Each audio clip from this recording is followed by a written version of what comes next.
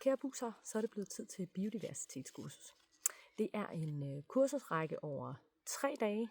Første dag er 26. juni, anden dag er 3. juli og sidste dag er 14. august. Der får vi besøg af eksterne undervisere, og der er 30 pladser i alt, så der er altså ikke plads til alle i første omgang, men der skal nok komme flere chancer. På kurset der skal vi blandt andet øve os i artsgenkendelse. Vi skal snakke om hjemmehørende plantearter, og vi skal også øve os i at feltregistrere, og vi skal øve os i at bestemme et områdes naturpotentiale.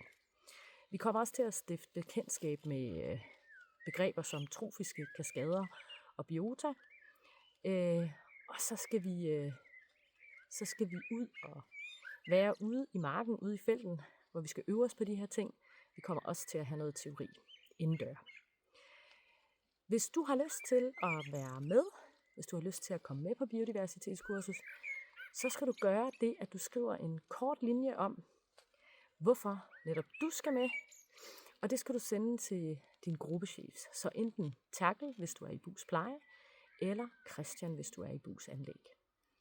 Du skal sende mailen til dem senest 26. maj kl. 9. Så vi ses til biodiversitetskursus.